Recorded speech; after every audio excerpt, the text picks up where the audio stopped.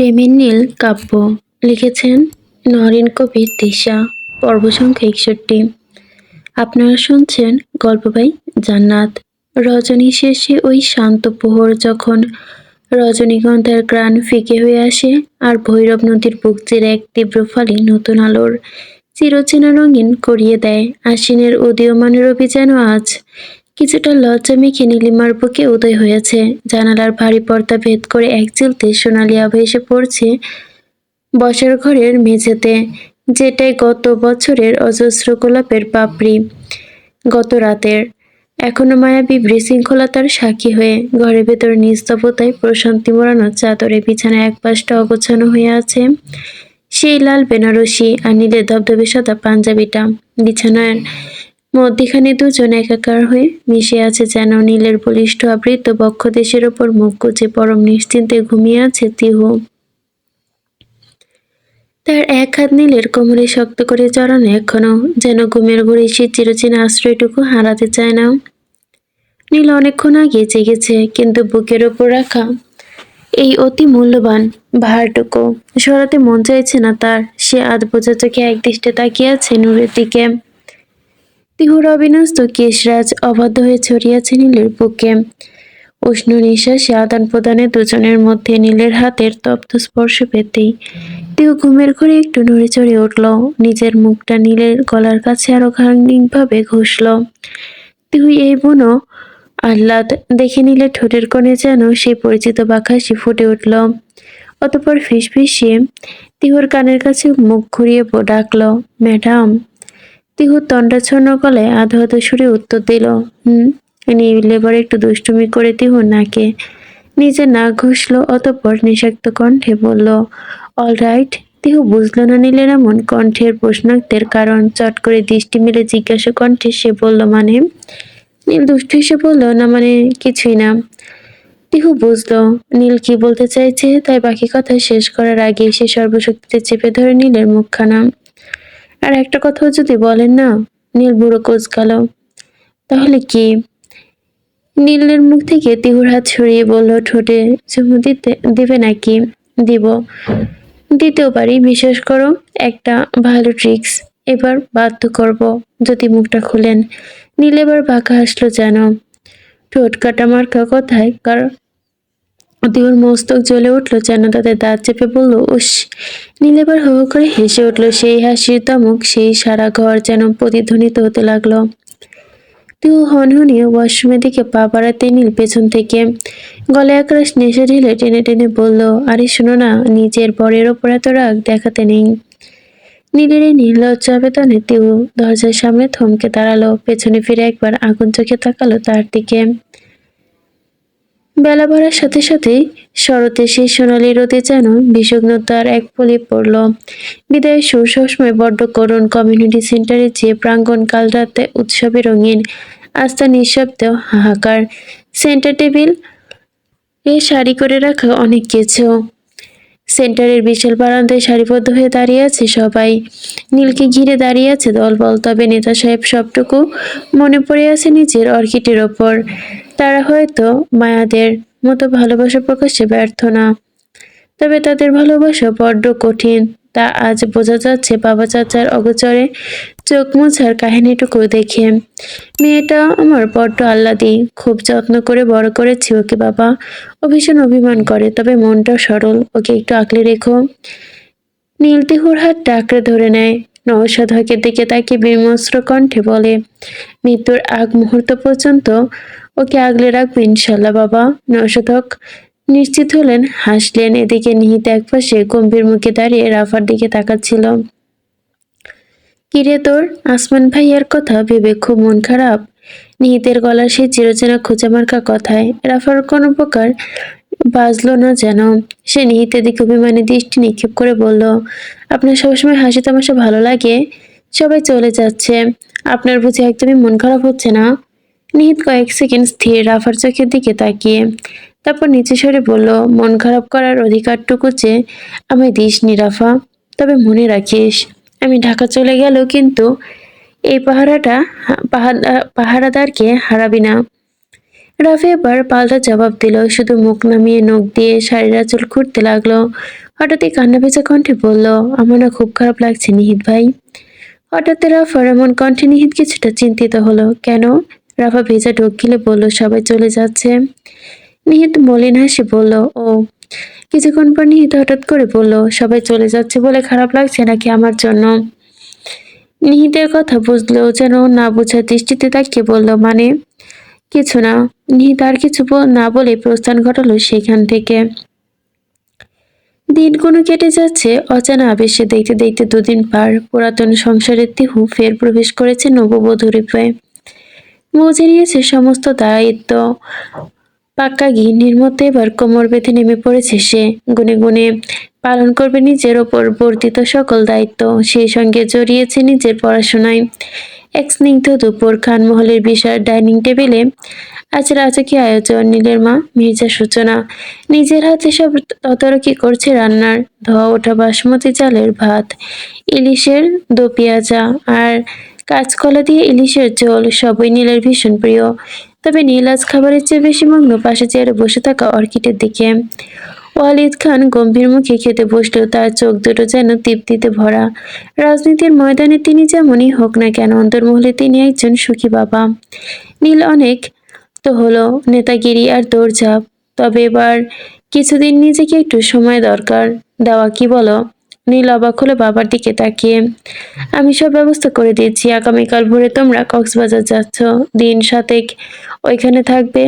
শশীর মুখে এমন সরাসরি হানিমুন ট্রিপস এর কথা শুনে তোর ফর্সা গাল দুটো মুহূর্তে লাল টকটকে হয়ে গেল। বাবা, আপনি তো দেখছি একদম টাইমলি ছক্কা হাঁকাচ্ছেন। আমি তো ভাবছি, বাট আপনি তো দেখি রোড ম্যাপ রেডি করে ফেলেছেন। মির্জা সূচনা হেসে উঠে বললেন, তোমার বাবা সব পারে নীল।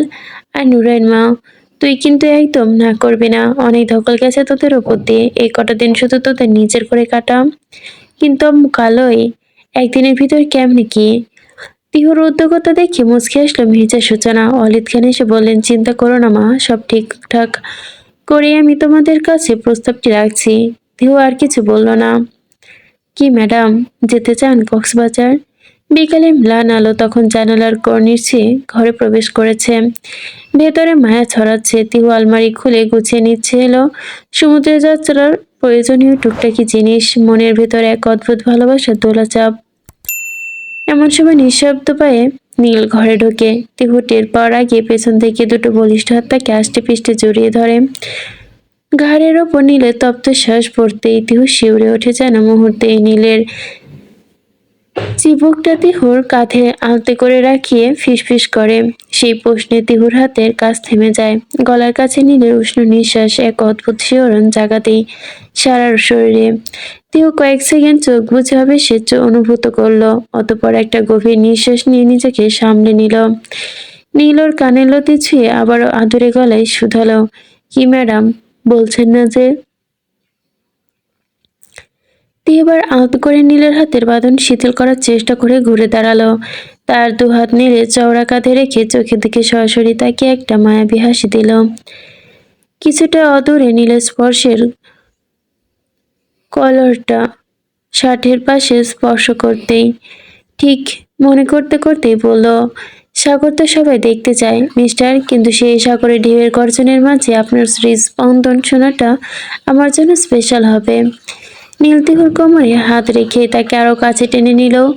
দুজনের মাঝে এক চিলতে বাতাসের জায়গা নেই। নীল বাঁকা এসে বলল, বা ম্যাডাম তো দেখি আজ বেশি গুছিয়ে কথা বলছেন।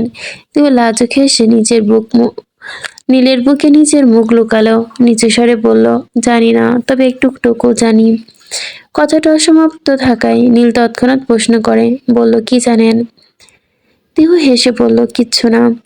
নীল এবার তিহুর চিবুক ধরে কিছুটা উঁচেলো। তার দৃষ্টি আরো গাঢ় থেকে গাঢ় হতে লাগলো। আকাশের কোণে তখন কেবল সিঁদুর আভা ফুটেছে। ভোরের স্নিগ্ধতা কুয়াশা ঢাকা শহরের বুক চিরে। নীলের পাচরা গাড়িটি যখন তেজগাঁও হেলিপ্যাডের সামনে এসে থামলো, তখন গাড়িটা থামতেই ঘড়ির কাঁটায় ভোর 6টা। আজ কোনো বিশাল গাড়িবহর নেই, নেই কোনো নেতাকর্মীর ভিড়, শুধু নীল আর তার অর্কিড। হেলিপ্যাডের বিশাল খোলা প্রান্তে দাঁড়িয়ে আছে দুধ সাদা রঙের একটি প্রাইভেট হেলিকপ্টার। পাখাগুলো স্থির থাকলেও তার বিস্তার উপস্থিত তিহুর মনে অজানা শিহরণ জাগায়। নীল তিহুর হাত শক্ত করে ধরে এগিয়ে পাইলট নীলকে দেখে সেলুট করে দরজা খুলে দিল। নীল আগিয়ে নিচে উঠে তিহুর জন্য হাত বাড়িয়ে দিল। পাইলটকে নির্দেশনা দিতেই হেডফোনগুলো কানে লাগিয়ে নিল। নীল নিজ হাতে তিহুর মাথাটা নয়েজ ক্যান্সেলিং হেডফোন সেট করে দিয়ে চোখে ইশারায় অভয় দিল। ইঞ্জিন স্টার্ট দিতে এক গুঞ্জন শুরু হলো। আস্তে আস্তে পাখাগুলো শুরু হলো ঘুরতে দ্রুত গতিতে। তিহু ভয়ে চোখ বন্ধ করতেই নীলের ভাতটা খামচে ধরল। নীল তার কানের কাছে মুখ নিয়ে ফিসফিসিয়ে বলল, ভয় পেও না নূর, চোখ খোলো। আকাশ থেকে পৃথিবীটা আজ শুধু তোমার জন্য সেজেছে। তিহু ধীরে ধীরে চোখ মেলে তাকালো। ততক্ষণে হেলিকপ্টার মাটি থেকে উঠে গেছে অনেকটা উপরে। হেলিকপ্টার যখন সমুদ্রের উপকূলের কাছাকাছি পৌঁছালো তখন সূর্য পুরোপুরি আকাশে, নিচে বয়ে চলা নদীগুলো যেন রূপালী ফিতের মতোই চিকচিক করছে। ওই দেখো নূর, সামনে বঙ্গোপসাগর। তিহু মুগ্ধ চোখে তাকিয়ে রইল সেদিকটায়। আকাশ আর সমুদ্রের নীল সেখানে যেন একাকার হয়ে গেছে মিলে। নীলিমার বুক চিরে হেমন্তের মিষ্টি রোদে জগন্নাথ বিশ্ববিদ্যালয়ের শান্ত চত্বর আজ উৎসবের রঙে রঙিন। চারদিকে বাহারি পিঠার গ্রান আর ছাত্রছাত্রীর কলকলিতেই মুখরিত ক্যাম্পাস। লাল ইটের দালানগুলোর মাঝে তৈরি করা হয়েছে এক বিশাল মঞ্চ। উৎসবে আমেজে যখন সবাই ব্যস্ত, মুন্নি সেখানে একদম ব্যতিক্রম। মঞ্চে তখন একের পর এক পারফরমেন্স চলছে। হঠাৎই মাইকে ঘোষণা হলো, এবার মঞ্চে আসছে আপনাদের প্রিয় ছাত্র নেতা, আমাদের সবার ভালোবাসার মানুষ শেহজাদ চৌধুরী। মুহূর্তেই যেন পুরো প্রাঙ্গণ ফেটে পড়ল মেয়েদের গগনবিদারী চিৎকার। করতালি শুনে মুন্নির মেজাজটা যেন তিরিক্ষি হলো। তবে হঠাৎই মুন্নির হৃদয়ে সুপ্ত আগ্নেয়গিরিকে আরো জাগাতেই চারপাশে মেয়েদের চোখে সেই মুহষ্ট চাহনি। কেউ নাম ধরে ডাকছে, কেউ বা ইশারার হৃৎপিণ্ড দেখাচ্ছে। মুন্নি ভিড় করে বলল, ডিসগাস্টিং। হৃদয়ে অজানা আকুলতা। আর কারণ জানে না মুন্নি, সে শুধু জানে শেহজাদের প্রতি মেয়েদের এমন দৃষ্টিতে তার গা পিত্তে জ্বলে যাচ্ছে। ওদিকে গিটারে টুনটাং শব্দ ভেসে আসছে, একটা মায়াবী সুর। মুহূর্তে চারপাশের কোলাহলকে যেন ছাপিয়ে ভরাট কণ্ঠে গানটা গেয়ে উঠল শেহজাদ। বেসামাল হারিয়েছি আজ বেসামাল, তুই তাকালি এমন করে। ওহো, এই কদিন হয়েছে দেখা তোর আমার, দিলি মনটাকে কেমন করে। মনির পা দুটো যেন মাটির সাথে গেঁথে গেছে। এই সুর, এই কথা যেন বড় চেনা তার। মনি দ্রুত নিজের অন্য সামনে যেতে চাইল দূরে, কিন্তু ঠিক সেই মুহূর্তেই তার অন্যের আঁচলটা পাশে একটা ভাঙা কাঠের বেঞ্চের কোণায় সজোরে আটকে গেল।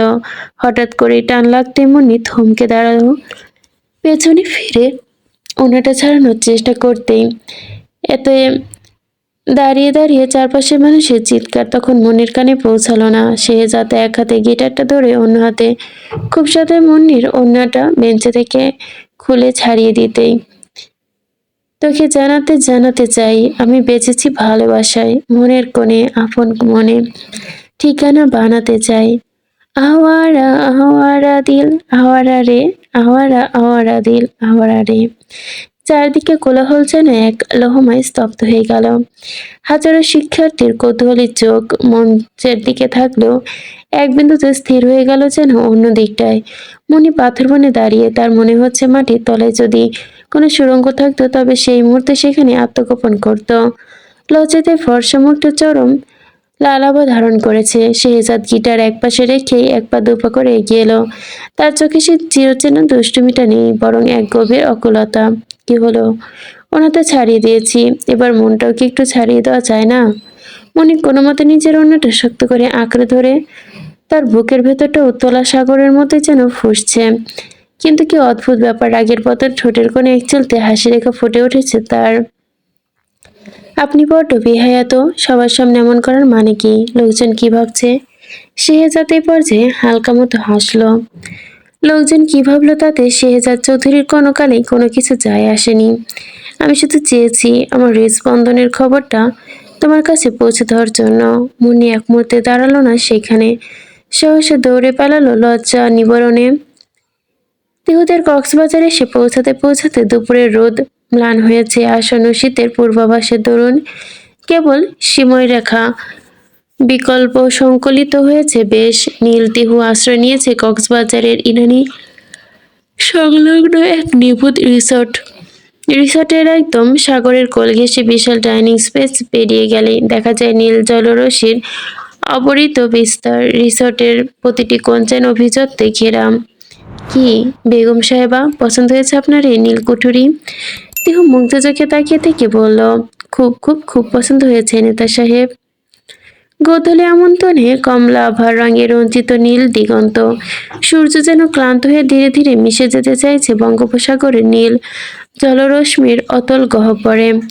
ইহানি সৈকতের এই নির্জন কোণাটির কোলাহল নেই বললেই চলে, শুধু আছে বাতাসে শস্য শব্দ, তটরেখায় আছড়ে পড়া ঢেউগুলো চিরন্তন গর্জন। সমুদ্রের লোনা বাতাসে ঝাপটায় তিহুর অবিন্যস্ত চুলগুলো উড়ছে, আর দুটোই নিচের জর্জেট শাড়িটার আঁচল সামলে হামশিম খাচ্ছেন তিহু।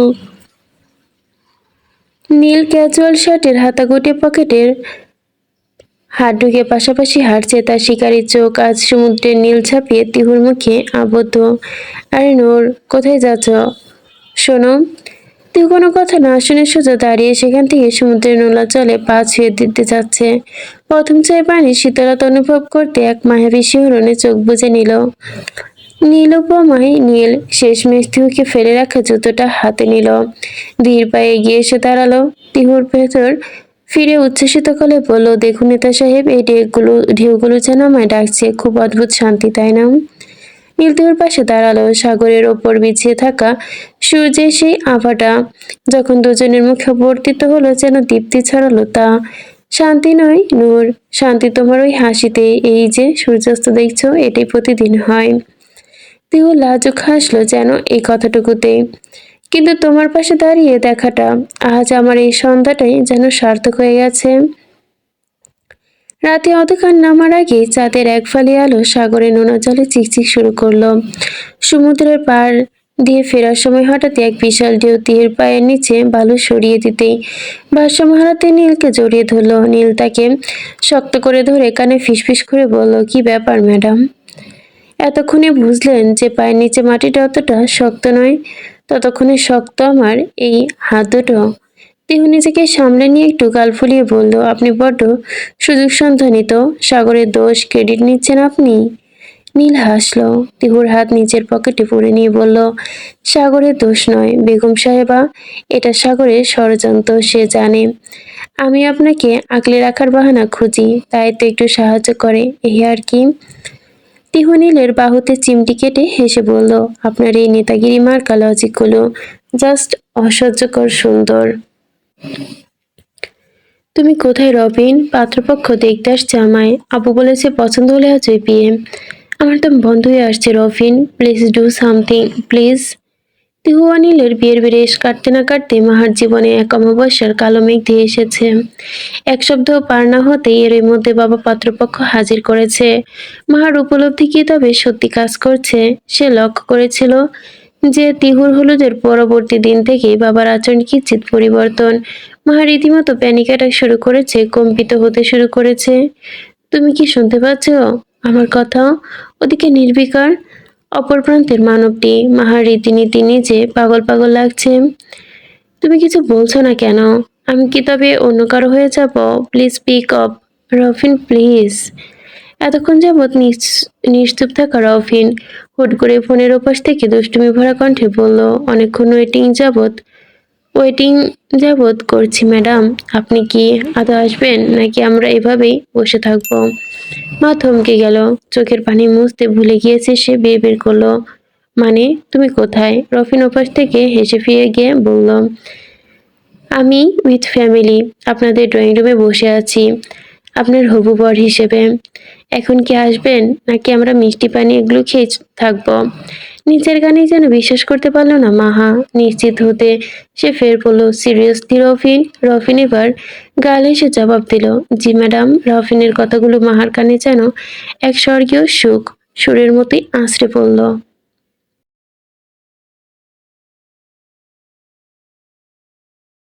অতঃপর ফোনটা বিছানায় ছুঁড়ে সে দ্রুত পায়ে আলমারির সামনে গিয়ে দাঁড়ালো। কাঁপা কাঁপা হাতে তুলে নিল মেঝেতে পড়ে থাকা মায়ের তো শাড়িটা। কিছুক্ষণ আগে অভিমানের আগে যে শাড়িটা সে অবহেলায় ছুঁড়ে ফেলেছিল, দৌড়ে শাড়িটা তুলে বুকের সাথে চাপটে ধরে রেশমি সুতোর প্রতিটি ভাঁজে রফিনের সান্নিধ্য ভালোবাসার ঘ্রাণ খুঁজে পেল যেন সে। মিনিট কয়েকের মধ্যে মা নিজেকে গুছিয়ে নিল। সেই শাড়িটা পরে যখন আয়নার সামনে দাঁড়ালো, দর্পণে ফুটে ওঠে নিজের প্রতিচ্ছবি দেখে সে নিজেকে থামাতে গেল। মাহার ফ্যাকাশে হয়ে যা মুখটা এখন অজানা আভায় উজ্জ্বল। ঘর থেকে বেরিয়ে ধীর পায়ে ড্রয়িং রুমের দিকে এগোতেই লাগলো মাহা।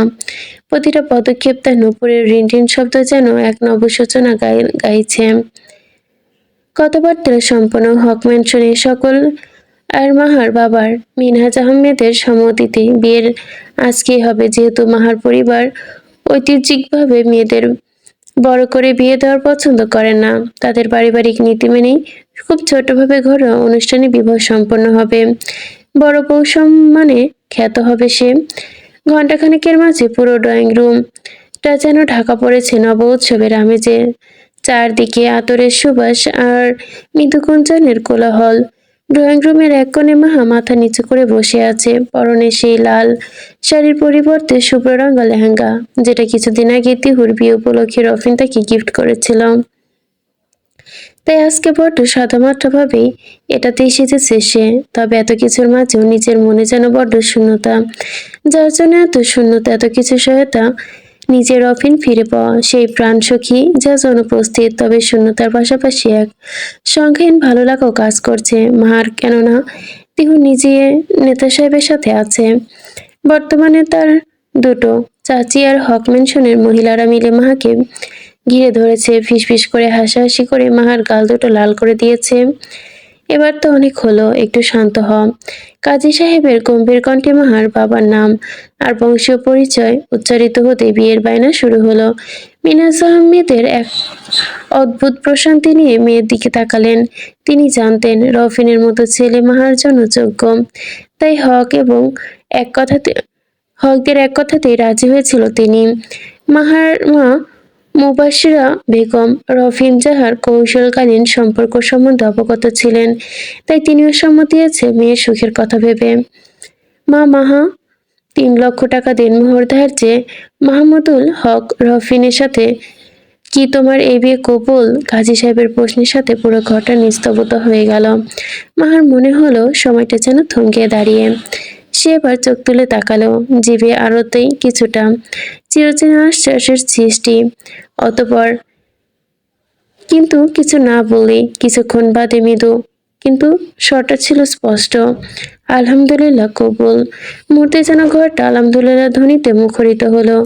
বিয়ে সম্পূর্ণ হওয়ার কিছুক্ষণ পর যখন রফিনকে মাহার পাশে এনে বসার সুযোগ দেওয়া হলো, রফিন নিচু স্বরে শুধু বললাম না ম্যাডাম, আপনাকে অন্য কারো হাতে হতে দেওয়াটা আমার সিলেবাসে নেই। মাহা কোনো কথা বলতে পারলো না, শুধু এক চোখে দেখে গেল সবটা।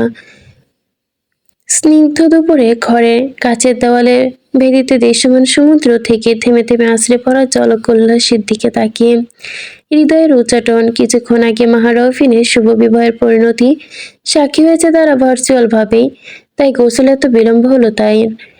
যাই হোক, নীল বেরিয়েছে প্রেয়সিনীর দিকে চাইল, ধীরে ধীরে এগিয়ে এসে পেছন থেকে তিহুকে জড়িয়ে চুলগুলো কাঁধের উপর থেকে সরিয়ে উন্মুক্ত কাঁধে মুখ লুকাতেই নীলের প্রশস্ত বুকের উষ্ণতা পিঠে অনুভব করলো তিহু। একটু শিউরে উঠল অজানা কিছু জানতে। জানালার ওপাশে বঙ্গোপসাগরে নীল জলরশ্মি যেন একটু বেশি উত্তাল, তবে সেই উত্তালের চেয়েও বেশি তীব্রতা এখন তিহুর শরীরের কোনায়। তিহুর কাঁধে ঠেকেই খুব নিচু স্বরে ফিসফিসিয়ে বলল, ভাবা যায় বরযাত রাফিউনটা শেষমেশ একসেপ্টেড হয়ে গেল। তিহু মুচকি হাসল নীলের হাতের ওপর নিজের হাত রেখে। সত্যি, তবে ব্রাদার যেভাবে পুরো সিনটা হ্যান্ডেল করলো, আই মাস্ট, লোকটার সাহস আছে। নীল ওর কাঁধে মুখ ঘষে একটু দুষ্টুমি করে বলল, তাহলে কি নেতা সাহেবের ট্রিট পাওয়া উচিত না? কেমন ট্রিট? বেশি কিছু না, একটু চুমু। নীলের এমন আবেদনের দিক যেন ঘুরে দাঁড়িয়ে নীলের চোখের দিকে। আপনি 3 দিন বড্ড বেলাজ হচ্ছেন। নীল একগাল হাসলো, আবারও কাছে সরে এলো। আপনার জন্যে বেগম সাহেবা। নমিকে তো আনতে হবে তাই না? তাহলে এই দায়িত্বটা তো আমার, অবহেলা করলে তো চলবে না। নমির নাম শুনতে তিহুর গাল দুটো যেন কৃষ্ণচূড়ার মতো লাল হয়ে চেয়ে গেল। হঠাৎই সে হাঁক দিয়ে দৌড় ছুটল লাজুক হেসে। আরে ম্যাডাম, একা একা কোথায় যাচ্ছেন? তিহু থামল না। দরজার ছিটকিনি পেরিয়ে একটু ঝাঁঝালো স্বরে বলল, সমুদ্রের তীরে যাচ্ছি, ঘরে দম বন্ধ হয়ে আসছে আপনার নির্লজ্জ কথাবার্তায়। আমি শেহজাদ চৌধুরী, আর আমার একমাত্র ছেলে সে আমি শেহরাজ চৌধুরী, আমার একমাত্র ছেলে শেহজাদ চৌধুরী আপনাদের মেয়ে সানজিদা আফরান কে পছন্দ করে। আমরা আপনাদের বাড়ির মেয়েকে আমাদের বাড়ি বউ করে নিয়ে যেতে চাই। ঢাকার অন্যতম সমৃদ্ধ ব্যক্তি শেহরাজ চৌধুরী আর তার পরিবার থেকেই যেন আকস্মিক কেমন প্রস্তাব, অচকিত খানমহল। কিন্তু কিছুক্ষণের মাঝেই এই তার পারিবারিক উপস্থিতি আর এমন প্রস্তাব রীতিমতো সকলে। অলিদ খান মির্জার সূচনার দিকে তাকাতে অতঃপর ছোট ভাইয়ের দিকে তাকিয়ে বললেন, না মানে এমন হুট করে? যে আমি বুঝতে পারছি যে ব্যাপারটা আকস্মিক হয়ে গেছে, কিন্তু কিছু দিনের মাঝে শেহজাদ হায়ার এডুকেশনের জন্য প্যারিস চলে যাবে। এই জন্য আমরা চাচ্ছিলাম বিয়েটা দিয়ে রাখতে। যেন ওরা একে অপরের পছন্দ করে, তাই আমাদের কোনো আপত্তি নেই। বাদবাকিটা আপনাদের ওপর। শেহরাজ চৌধুরীর এমন সরাসরি প্রস্তাবে ড্রয়িং রুমে যেন নিস্তব্ধতা নেমে এলো। এদিকে মুন্নি দরজার আড়ালে লুকিয়ে শুনছিল সব। তার হৃদস্পন্দন যেন আজ নিয়ন্ত্রণ হারিয়েছে। কাল রাতে কথাগুলো একে একে মনের পথে ভেসে উঠতে শেহরাজ ফোনের খুব স্বাভাবিকভাবে বলেছিল, আপনাকে আমি চাইলে এখনই বিয়ে করে নিতে পারি ম্যাডাম, একদম এই মুহূর্তেই। মনি তখন হেসে কুল পাচ্ছিল না। সে ভেবেছিল শেহজাদ তার সাথে ঠাট্টায় লিপ্ত, তাই সে পাল্টা জবাব দিয়ে বলেছিল, আচ্ছা তাহলে কাল সকালে জনে ওয়েট করতে থাকো। কিন্তু সেই হাসিটা আর ঠাট্টাটা যে শেহজাদ সিরিয়াসলি নিয়ে সপরিবারে হাজির হবে তা ভাবেনি মুন্নি। মুন্নি তাকাতেই শেহজাদ ভুরু নাচালো, যেন মুন্নিকে মনে করিয়ে দিল, কথা দিয়েছিলাম না। মুন্নি লজ্জায় মুখ নামিয়ে নিল। শেহরাজ সাহেব, আপনার মতো মানুষের প্রস্তাব অমাত করার প্রশ্নই নেই। আমরা আর বাচ্চারা যখন একে অপরকে পছন্দ করে তখন আমাদের আর কিছু বলার নেই, আমরাও রাজি। মুনির মা বাবা এর চোখে এমন খুশির ঝিলিক, বাড়ির পরিবেশ মুহূর্তে যেন উৎসবের আমেজে রূপ নিয়েছে। ঠিক হলো, আজই ঘরোয়াভাবে আংটি বদল করা হয়ে যাবে। কিছুক্ষণের মাঝে আংটি বদলের আয়োজন শুরু হলো। বাড়ির ছোটরা দৌড়ঝাঁপ শুরু করে দিল। মুন্নিকে সাজিয়ে গুছিয়ে ড্রয়িং রুমের মাঝখানে আনা হলো। শেহজাদ মুগ্ধ নয়নে তাকিয়ে রইল হবু রমণীর দিকে। আংটি পরানোর সময় শেহজাদ মুন্নির কানের কাছে ফিসফিস করে বলল, কি ম্যাডাম, বলেছিলাম না সারপ্রাইজ দেব, বিশ্বাস হলো এবার?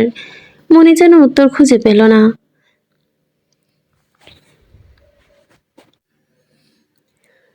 সমুদ্রের নোনা বাতাসে তিহুর কপালের উপর লেপ্টে থাকা চুলগুলো উড়ে যাচ্ছে যখন পায়ের নিচে ভেজা বালু।